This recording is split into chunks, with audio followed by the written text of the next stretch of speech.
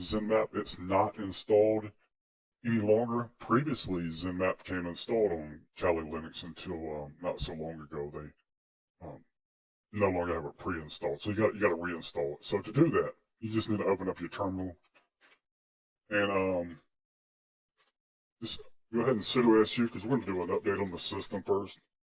I already have it installed, but I'm going to walk you through the steps. So load up Kali Linux or Ubuntu or whatever, sudo su into root, and let's do an apt update.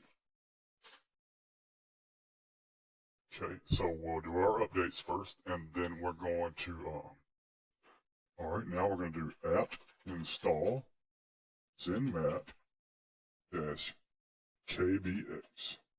Alright, just like that. I'm going to say I already have the latest version installed. It's going to ask you, do you want to continue? Hit yes. And once it's complete, and then all you got to do to start Zenmap, you can do it from the command line. You can go here and search for Zenmap like that, or you can just type in Zenmap-kbx, and that will open up Zenmap. So this is how you install it. And what I'm going to do is I'm going to kind of explain the scan profiles. So your target, like in my example, would be my wireless router. So 192.168.1.2.4. And so that will be my target. And then, you have to select your profile, your scan. This is called a scan profile, and there's several different scan profiles to choose from. And I'm going to explain these. I'm going to explain the most important ones in detail for you.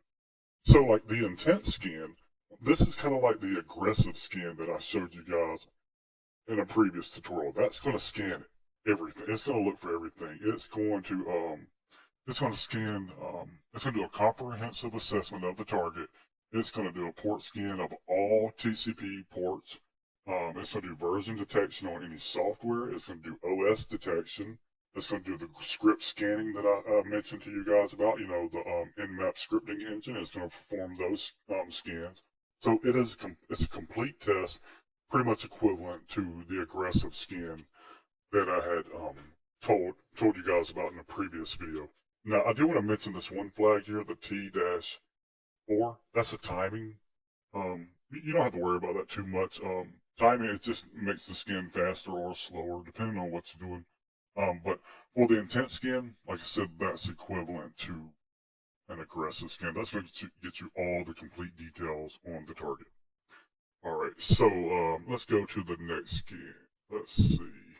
We'll do an intent scan plus UDP port. So the intent scan does all, TCP ports, but if we want to include UDP ports, we can do an intent scan. And UDP ports are like DNS servers use UDP, DHCP, or Kerberos for authentication uses UDP ports. So you can scan for those ports as well. All right, and the next scan, is a quick scan that I would like to talk about. And that's really equivalent to like the fast scan that I had told you guys about in the previous video. Remember the -F?